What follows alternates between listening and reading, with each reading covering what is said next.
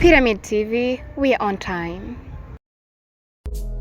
Guys, abakunzi bakunda iterambere ry'umuziki ndundi, abakunzi bakunda iterambere ry'umuziki wa 257 ndabaramukije aho muri hose, aba diaspora, abarundi, abanyarwanda, abatanzania n'abantu bose bakunda umuziki ndundi, bakunda umuziki wo muri Afrika nzima.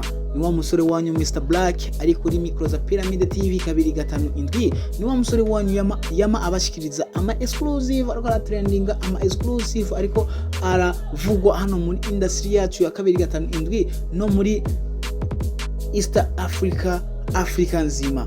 Guys, gumana nanchi no musi ndabafitiye exclusive ibabaje, exclusive iteye agahinda guys. Muko murabibona ku mashusho ndiko ndabacishiriza aho muri screen zanyu.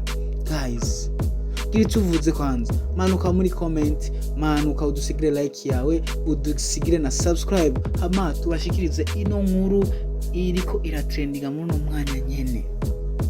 Guys, nkuko mubibona mu mashusho, nkuko mubibona mu mafoto, uyo mwana muriko murabona ngaho guys, ni umwana w'umuririmbyi akomeye cyane, kandi akomeye cyane hano muri Afrika yacu.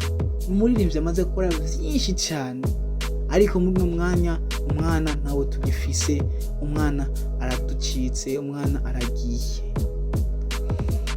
Guys, ni Davido, umuririmbyi akomeye cyane, benshi bazi amateka yiwe, benshi bifuza kuririmbana nawe, ariko uno munsi arabuze umwana wiwe aheruka gukwiza imyaka 3. Guys, yarakiri muto cyane guys. Uno munsi yashoboye kwitaba Imana kumanuka zikomeye cyane. Ni umwana yashoboye guhura n'impanuka, yashoboye kugwa mu bwogero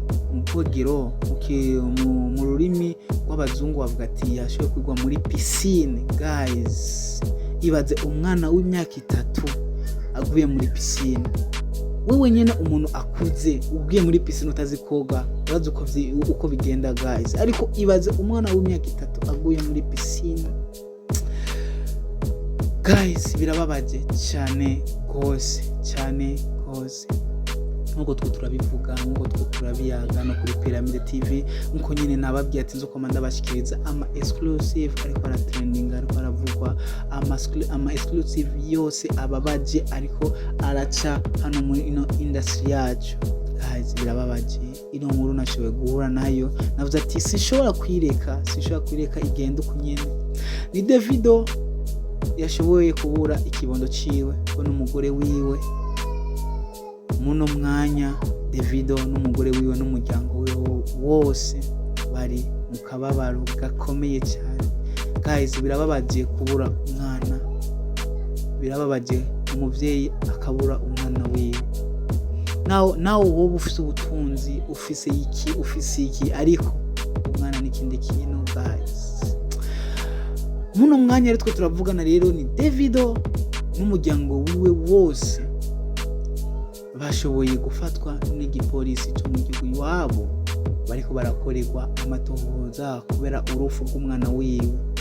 Muno mwanya ni Davido ari kuri station y'igipolisi mu gihugu iwabo, ariko barakorerwa amatohoza ukuntu umwana wiwe nicyatumye, ukuntu byagenze byose. Kumana natwe tubandanye tubatohoreza ukuntu inkuru y'umwana wa Davido ibandanya ivugwa, ukuntu ibandanywa ishikirizwa. Niko kundi nyene tuzokoma tubashikiriza ama exclusive, inkuru zose ziko ziratrendinga, iziriko ziravugwa muri no mwanya nyene.